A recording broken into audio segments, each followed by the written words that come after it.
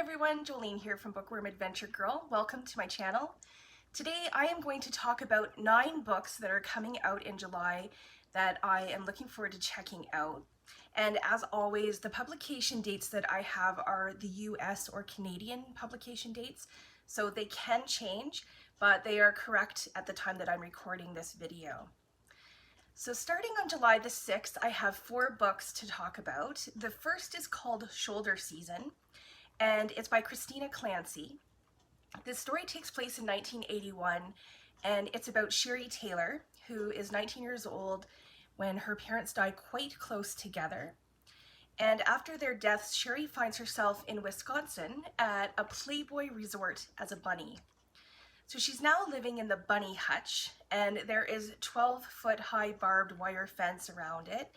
And that is where Sherry learns about the importance of sisterhood, financial independence, the magic of first love, and the effects of sex, drugs, and rock and roll.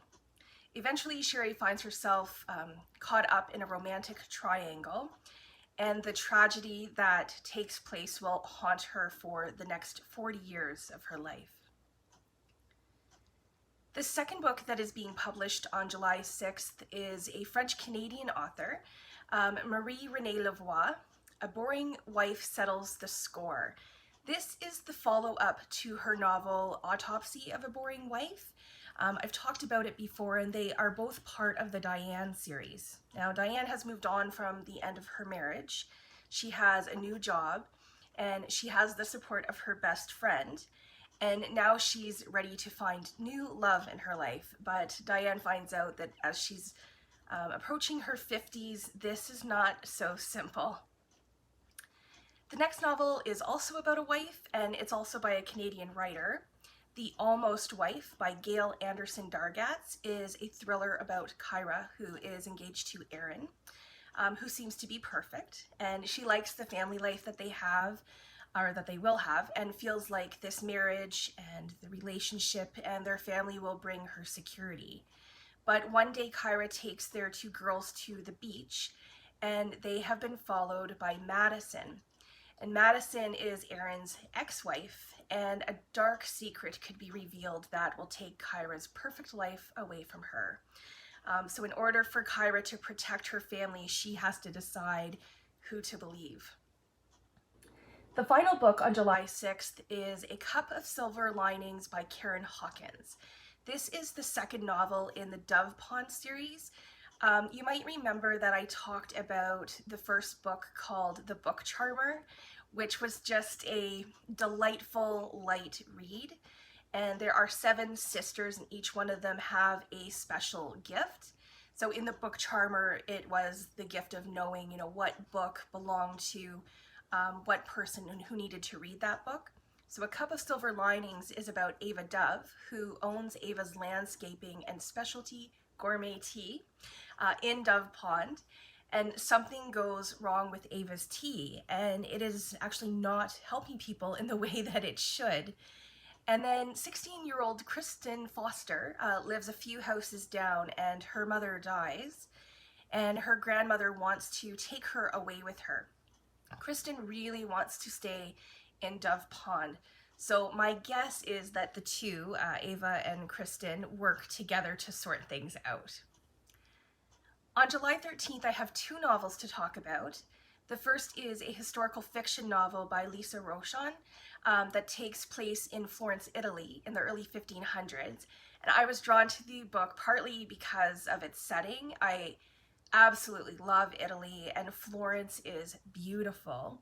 But I also love how it brings the history of art and artists into the story. So Beatrice is a young peasant girl whose father has been killed, and her mother has disappeared. So in order to survive, Beatrice has to go to the city to sell her family's olive oil, and she also wants to search for her missing mother. So Beatrice sells her olive oil to the artists of the time, so artists like Michelangelo, Leonardo da Vinci, Botticelli, and Beatrice herself is an artist, and she draws on the stone walls of Florence in secret, and she does this as a way to express her pain. So Beatrice befriends Michelangelo as he's struggling to sculpt the David, and she gets to know a cloth merchant's wife who is having her portrait painted by Leonardo da Vinci. So this story is about a young woman who, is hoping to find the only family that she has left, and she's hoping to be an artist herself, and the influence that she has on the master artists of her time, and how the power of beauty can be used to heal. The next novel is by Canadian fiction writer Pik-Shuen Fung, and Ghost Forest has a gorgeous cover. I love it. This story deals with grief and the dynamics of a Chinese-Canadian family. The protagonist in this novel is not named. Her father, who is one of the many Hong Kong astronaut fathers, meaning that he stayed in Hong Kong to work while the rest of the family immigrated to Canada. And this was before the 1997 handover, when the British turned sovereignty over Hong Kong to China. So when her father dies, her family does not talk about their grief. And as the protagonist, remembers her father, she struggles with questions that she has and some misunderstandings, and she hopes to get answers from her mother and grandmother. On July 20th, I have one novel to share, and that is A Woman of Intelligence by Karin Tanabe. This is a historical fiction novel, and of course I was drawn to it because it is set in New York.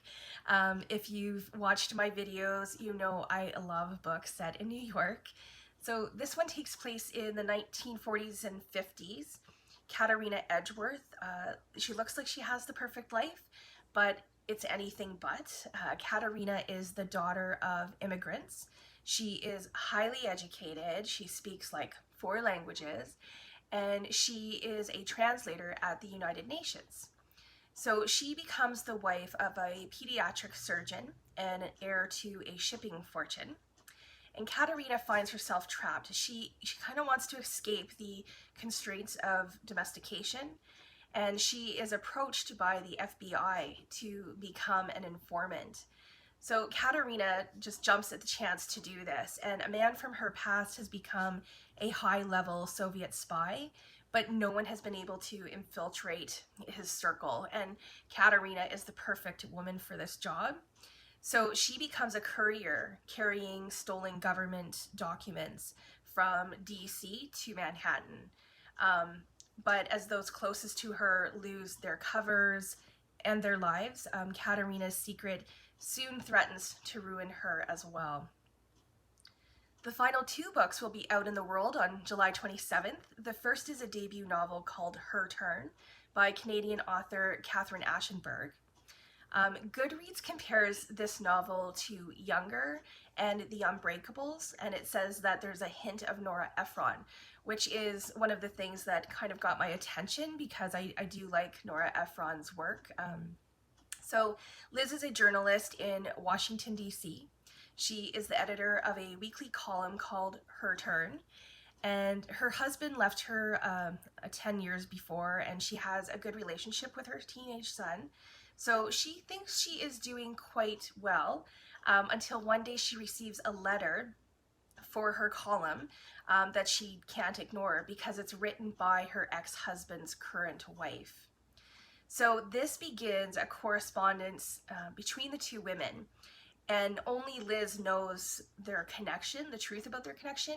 So it's kind of like, how far will she take this relationship, and then what happens if the truth comes out? The final book is a short story collection called We Want What We Want by Canadian writer Alix Ohlin. There are 13 stories with various themes and characters. They explore pain, humor, and beauty within families and relationships. So these are just some of the many books being published in July. Let me know if any of these interest you, or let me know if there are any books coming out in July that you are highly anticipating. I look forward to chatting with you in the comments. Thanks again for watching. I hope you enjoy the rest of your day, and don't forget to make every day an adventure.